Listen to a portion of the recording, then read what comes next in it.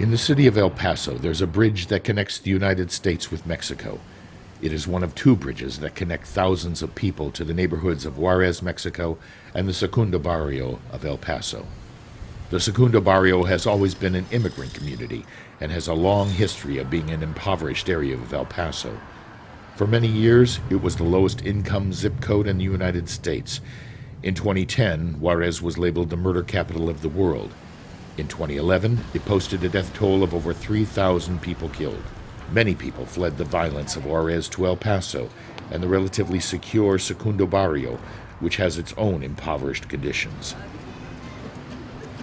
For those who must cross over from Juarez for education, the bridge is a daily connection to safety, security, and the promise of a meaningful education. It is over the bridge and border crossing that the children of Juarez must travel each day in order to reach the small United Methodist Preparatory School nestled in the heart of Segundo Barrio. The Lydia Patterson answers the call to ministry as a safe haven from drug-related violence and poverty. In 1913, a Methodist laywoman named Lydia Patterson, acting through the Women's Missionary Society, began to set up schools to teach Hispanic children in the barrio who were not allowed to attend U.S. schools. Her spirit and vision is alive today at the Lydia Patterson Institute, where over 400 young men and women continue to be educated in a challenging academic environment while being nurtured by Christian values and principles. This is what LPI students seek, but for those who must cross the border daily, it's a journey and a long day. Just walking to and from school is still a challenge. They might have to catch a couple of buses in order to get to the bridge, and then crossing over the bridge takes a while. They're getting up sometimes probably like 4:35 in order to get to the bridge on time and get across so they can be here at school when they need to be. Yet they take it in stride. Well, I work here in the morning, so from 7 to 8, so I get at the bridge around 6:40. So just right now it's not that bad, but during the winter time it's not fun. At 7:30 a.m., many arriving students begin the job of cleaning and preparing the facility for the school day. Work is mandatory for students as a stipulation for receiving scholarships. More than 2/3 receive tuition assistance in order to attend the school affectionately called La Lydia. Other than faculty, support and maintenance staff are kept at a minimum. Maintenance, kitchen, and cleanup duties are accomplished by students even during weekends. This keeps the school in best possible condition, and it encourages the philosophy that nothing in life is free, and instills the value of service to community. Breakfast and lunch are served to all students who crowd into the cramped dining room each day. Our Boston Avenue Volunteers and Mission team had the pleasure of joining the students at mealtime, taking the opportunity to sit and talk about the students' experiences, challenges, dreams, and aspirations. My mom wanted me to be a dentist because I would like to be an engineer. I like maths and numbers. I also like medicine, so I want to study biomedical engineering. One program that is growing at LPI is in the area of student lay ministry.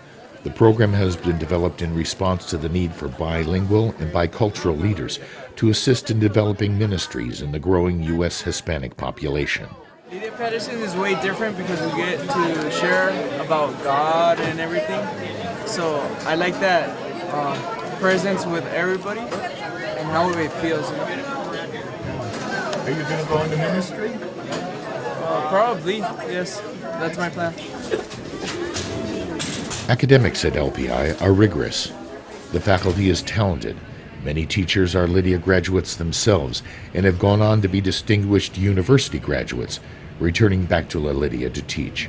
Faculty and staff are committed to combining Christian faith, solid values, and progressive education so students experience a cross-cultural, academically superior, and technically state-of-the-art education. Students and teachers use ThinkPads and smartboards in the classrooms. Classes are crowded, but it is evident that every student is dedicated to learn, and every teacher is equipped and dedicated to support and encourage the students' success. And the students do succeed. Over 98% of students at Lydia Patterson graduate. with over 95% of graduates continuing their education in colleges and universities across the United States, a testimony to the academic excellence of the Lydia Patterson Institute. And they accomplished this in an aging building in the El Segundo barrio. And scrub it in like that. The Lydia Patterson facility is in desperate need of repair. Over its lifetime, the school building has become overcrowded and in desperate need of constant maintenance. The roof leaks and the parking lot/soccer field floods during the rainy season. Inspired by the students' amazing work ethic, our Boston Avenue team rolled up their sleeves and began to make just some of the many needed repairs. Our cement crew got good and dirty, building cement slabs and a ramp across outside areas that became flooded during rains. It had been difficult for students to make their way from one building to another across campus without walking through water. Our roof crew made repairs on the leaking gymnasium roof, patching and painting over a third of this expansive structure, even during the heat of the South Texas afternoon. And then there was painting and more painting, as our team spruced up the outside, inside, stairway, and walkways of the school. Well, it's all selfish, Paul, because it's better to give than receive. So I give because it's more worthwhile. This is my first mission trip, and just been here a short time, and already it's been such a blessing. I thought you were going to ask why are we cutting the 2x4. That's what I thought. We could handle that because somebody needs to cut the 2x4. Well, because somebody needs to do it. That's right. You know, that's what doing mission's all about. That's, you know, responding to what needs to be done is what mission's about. This is the second set of. According to LPI President Dr. Socorro Dianda, the need for constant repairs, the overcrowding, and the lack of space have necessitated the need to renovate and totally replace parts of the campus. Dr. Dianda is leading the effort for expansion and renovation.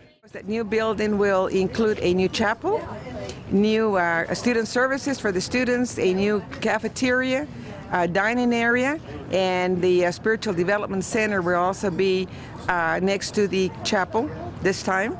And we'll also have the fine arts in the new building.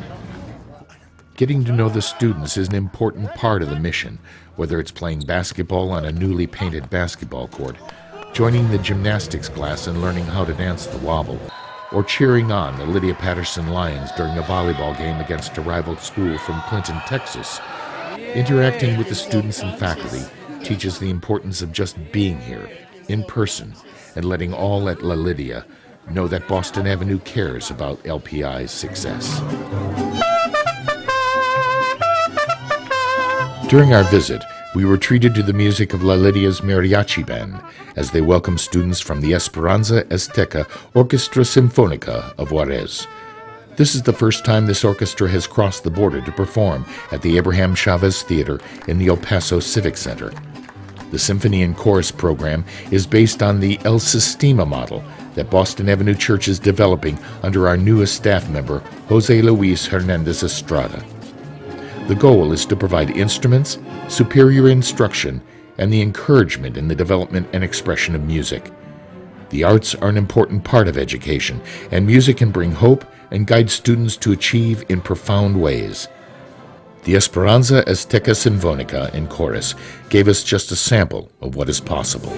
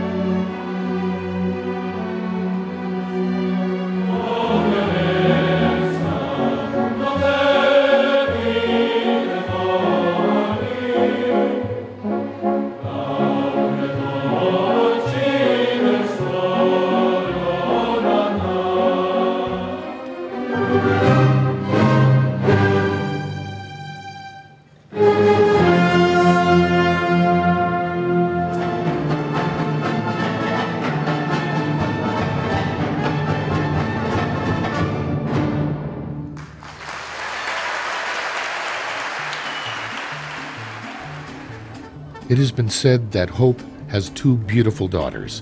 Their names are Anger and Courage. Anger at the way things are, and courage to see that they do not remain that way.